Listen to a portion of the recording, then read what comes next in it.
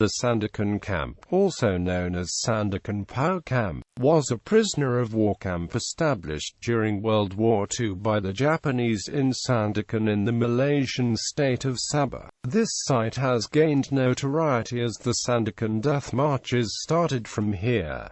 Now, part of the former site houses the Sandakan Memorial Park. History. After a large-scale military success during the Second World War, the Japanese had captured large numbers of Allied soldiers as prisoners of war and distributed them to various lock-up facilities. In July 1942, the Japanese POW camps in Sandakan received about 1,500 Australians, most of them being captured from Singapore and brought here for the purpose of building a military airfield for the Japanese. This date is considered to be the beginning of the camp.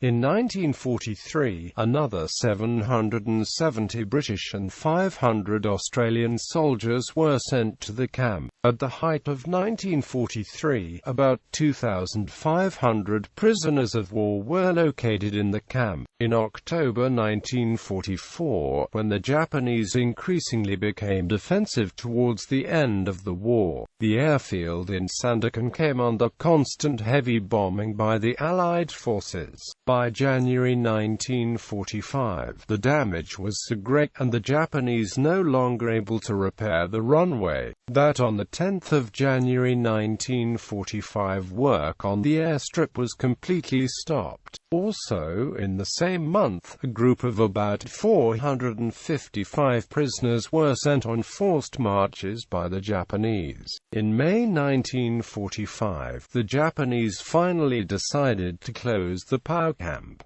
Takakuwata Kuo took over command of the camp on the 17th of May. On the 29th of May, he ordered the 536 prisoners to march to Ranor and then set the camp area on fire. Almost all records about the site were destroyed by fire. Other prisoners were marched into the jungle where they perished or were shot by the Japanese guards. On the 10th of June 1945, 30 prisoners had died. In the meantime, a final group march of 75 prisoners towards Ranau was set in motion. The remaining prisoners who were stranded on the burned area either died of malnutrition and disease or were killed by the Japanese guards. By the 15th of August 1945, none of them remained alive. Information about the camp. Location. The camp was located about 1.5 kilometers southwest of the present-day Sandakan Airport. Background. According to records, the site was once an experimental farm for the North Borneo Chartered Company, where fruit, grain and cattle were kept.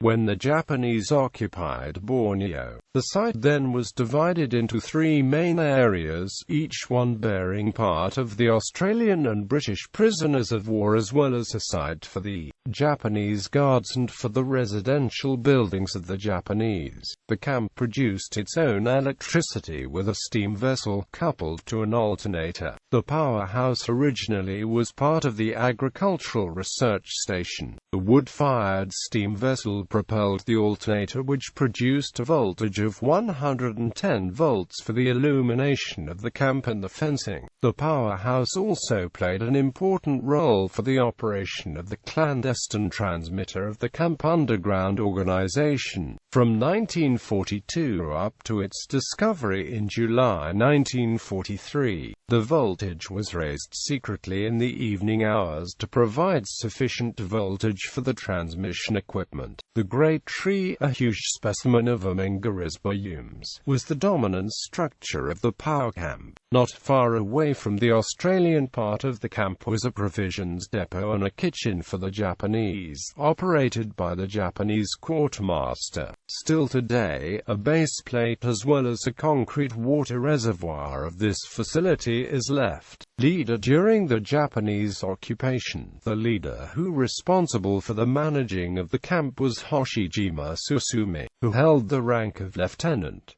As a military engineer, he was entrusted with the task of establishing a military airfield. Towards the end of the war, he was promoted to captain. athletically built, and with a body height of 1.8 meters. He was an impressive appearance. He revealed his despotic, unscrupulous character to the newly arrived POWs in April 1943 with the words, "In May 1945, the Japanese military leadership gave the order to abandon the POW camp." On the 17th of May, Captain Takakuwa Takuo and Hoshijima together command the prisoners of war. Both Hoshijima and Takakuwa later been brought to the Labuan war crimes trials, which they were found guilty and sentenced to death by hanging on the 6th of April in Rabaul, Papua New Guinea.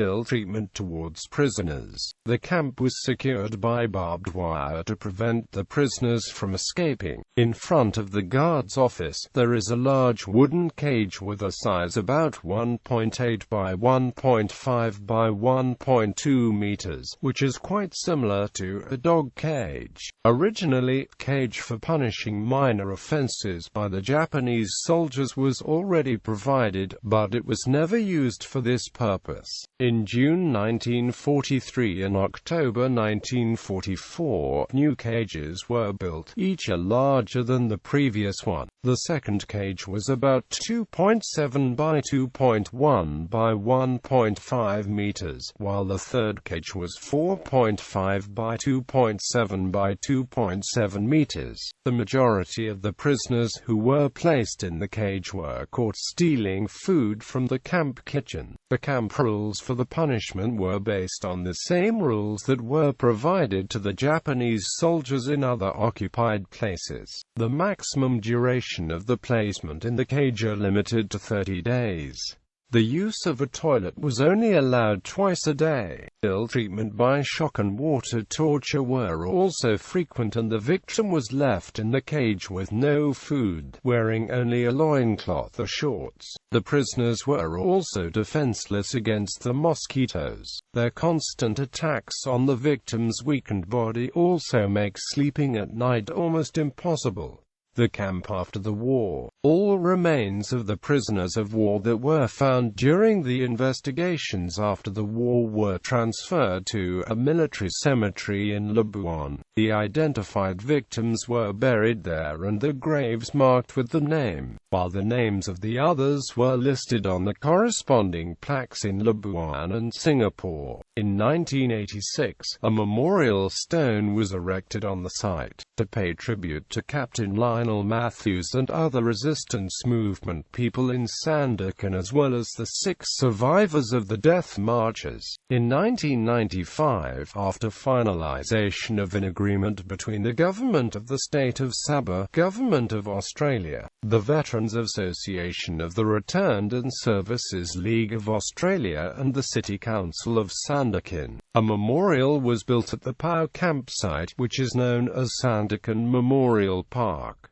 The unveiling of the memorial took place on the 18th of March 1999.